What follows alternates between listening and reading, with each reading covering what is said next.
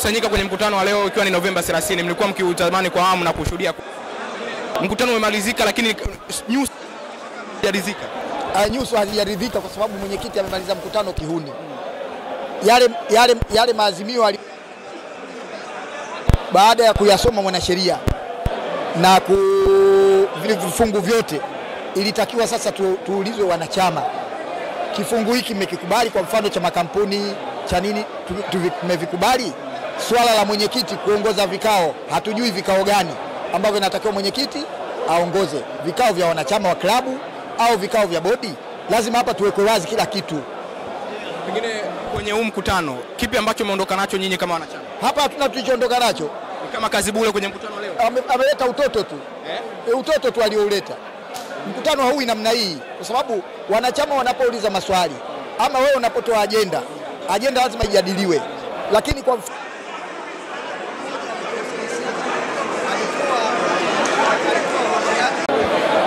hawakujibu, matokeo yake wanasoma bajeti ya msimu ujao. Kwa hiyo unakuja ukuta hawajibu maswali kwa wanachama. Sasa mkutano huu ulikuwa wa kwake, sio wanachama. Mkutano huu ulikuwa wa kwake Mangungu na bodi na wale wajumbe wake wa klabu ambao wote hawafai, sio wa wanachama. Kama ungekuwa mkutano wa wanachama tungepewa nafasi ya kujadili agenda.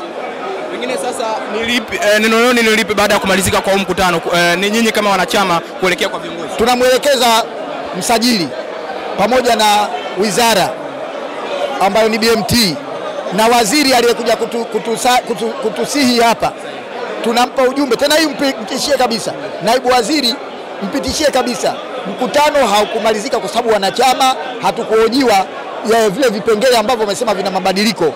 Hatukuhojiwa isipokuwa baada ya kusoma wewe mwanasheria, mwenyekiti akaja kusoma dua, kamaliza mkutano. Kitu ni kama muonekana mkali leo kwenye kikao. Pengine nyinyi kama wanachama ni kipi ambacho mmekigundua kutoka kwake? Hafai. Mwenyekiti hafai. Yaani mwenyekiti na ile kamati yake ya wajumbe 7 wote wale hatuna imani nao sasa hivi. Hatuna imani nao. BMT wamekanusha kulingana na ile ambacho wamekitoa kwamba lazima mchakato uendane kukubalika na nyinyi wanachama. Mlikuwa na pressure kubwa sana kwenye hilo. Ndio hili waliokuwa wanadanganya siku zote kwamba BMT au serikali wameagiza kwamba lazima mfanye hivi, bila ya hivyo klabu inafutwa. Sasa kumbe sisi ndio wenye mamlaka kwa mujibu wa waziri, kwa mujibu wa naibu waziri. Serikali haikujihusisha na wala haitajihusisha na badiliko lolote la klabu. Wao walikuwa wanaleta vuguvugu hapa na barua walikuwa wanasambaza. Kwa hiyo pale ameferi. Ishu kubwa ni usajili wa wanachama. Amesema Januari 5 muundo ama mchakato utaanza rasmi. Hii ni taarifa njema kwa pande. Hilo tu ndio liliokuwa sawa. Kwamba kwa sababu tunataka wanachama tuwe wengi, waingizwe wanachama. Kwa mfano kama mimi sasa hivi hali yangu si nzuri, muda wote naweza kwenda kwa mauti.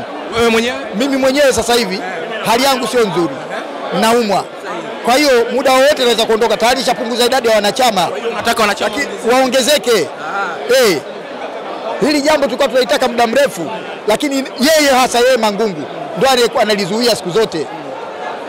Mkutano uliopita tulikuwa tumeweka agenda ya kusema kwamba mwenyekiti awe na mamlaka zaidi, lakini mwenyekiti huyu akakataa, akasema yeye mamlaka anayo.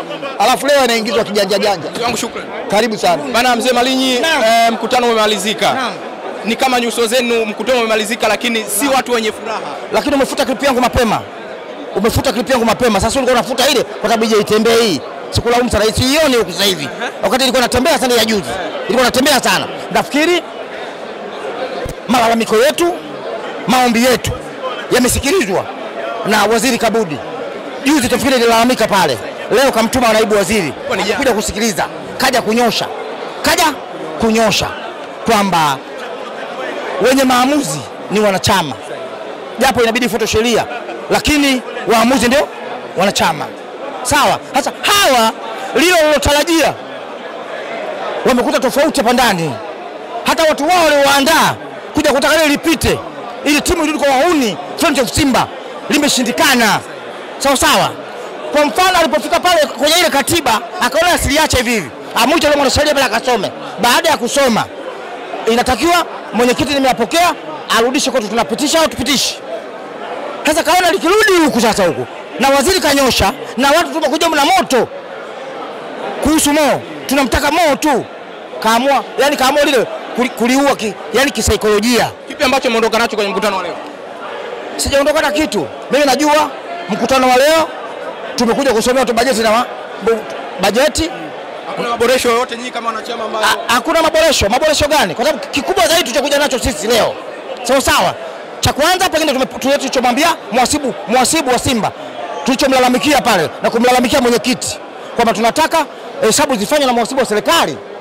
Sio kila siku tunaletewa, tunachukua maudita wa nje, mnamwambia mnampangia hapa fanya hivi, hii toa weka hivi. Tunamtaka muhasibu wa serikali, internal auditor, the government aje tufanyie hesabu. Tangu 2017 hatujapata hesabu hizo.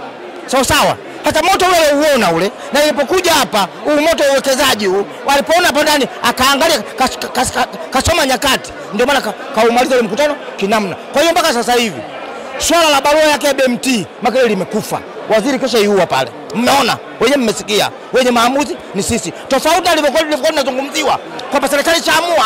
Mwenyekiti ameongea unapomchafua yeye unachafua hadhi ya Simba. Pengine kwa nini msiache sasa kumchafua yeye? Hapana, ni haki yetu. Sisi ni haki yetu. Yeye ndio kiongozi wamchagua kutusimamia pale. Yeye ndiye anaingia ndani ya bodi. Sasa tumchafue nani kama vitu vinaharibika? Wewe baba nyumbani kwako watoto kilala njaa, watoto mlalamikie nani? Wamlalamikie mama. Sio kulalamikia baba ndio mtafutaji. Lakini wewe unajua pengine hukupata. Lakini watoto hawajui hicho kitu. Sisi lazima tumlalamikie, hata tumlalamikie nani? Kama anaona hawezi kuchafuliwa, alisaini. Sawa? Kama anaweza hataki kuchafuliwa, alisaini. Mkutano wa leo umempa taswira gani mwenyekiti? Umempa taswira kwamba uwezo wake mdogo kwa mwenyekiti ndani ya klabu kubwa kama Simba. Uwezo wake mdogo. Umeona aliulizwa swali pale, akasema ni swali langu mimi, aulize kitu magoli, mwenyekiti wa bodi. Nafikiri umesikia kwa masikio yako. Umesikia? Na wakati swali lile atakalijibu yeye. Hata pale ameonyesha ni namna gani si mkomavu wa uongozi kwenye klabu kubwa kama hii. Sawa. Ni namna gani uwezo wake mdogo wa kukabiliana na klabu kubwa kama hii yenye watu kama hawa. Sawa. Uwezo wake mdogo ni namna gani uwezo wake ni mdogo kupokea kushawishiwa na wahuni wa Front of Simba kutaka kumfukuza Mo. Naye anakubali. Kwa sababu Karanga alikuwa yuko tough. Sawa na yuko imara. Mimi nafikiri hii barua isingekuja ya BMT. Alikuwa na crash huko kwamba sisi tukaleta machafuko, lakini akaikubali kupokea, kujua kwamba kutegemea huni fulani waandaa kuja huko kwenye mkutano watakuja pende kupendekeza, lakini tumewadhibiti vya kutosha. Kwa leo shukrani sana. Asante sana.